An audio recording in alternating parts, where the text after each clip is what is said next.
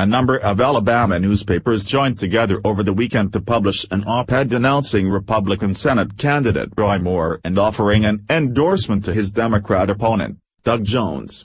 CNN was quick to jump on the development Sunday morning, with host Frederica Whitfield going to a live report from correspondent Nick Valencia in the streets of Gadsden for his take, according to the Daily Caller.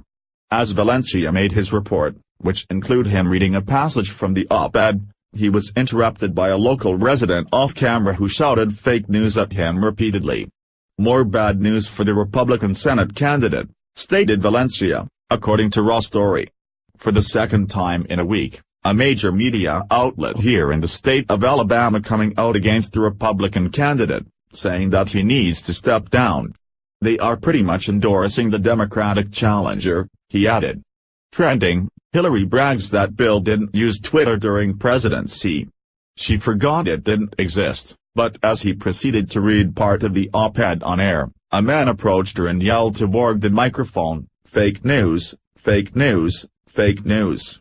I heard them conspiring against Roy Moore, I just heard they conspired against Roy Moore," the man shouted before the feed was cut. "Well, sometimes that happens," stated Whitfield matter-of-factly as she appeared on screen again.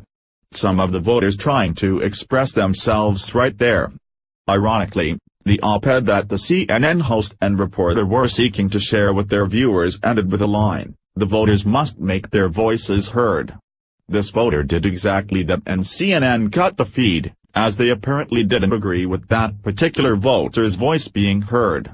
It is also worth noting that while the op-ed did denounce Moore over the unproven allegations of sexual misconduct some 40 years ago, which they appear to have accepted wholesale, despite zero prior evidence of a so-called pattern of the man doing similar things in his previous 40 years of public service, they nevertheless revealed the real reasons for their stated opposition to the candidate.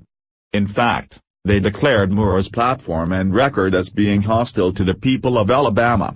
Related, liberal smear campaign against Moore backfires, donations break record. To be clear, it's not only his record on women and children that disqualifies Moore, the editorial stated. "If we vote for Roy Moore, Alabama will also show that we don't care about you if you're gay or Muslim or Catholic. If you're an atheist or an immigrant. We'll show each other that we only care about Roy Moore's definition of Alabama. And that there's not room for the rest of us."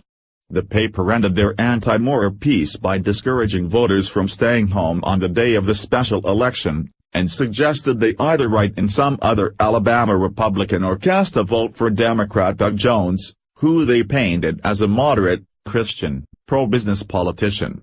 In reality, the op-ed was just the latest of the liberal media's pylon of Moore, which the local resident recognized and called out for what he viewed as a conspiracy of fake news against his favored candidate.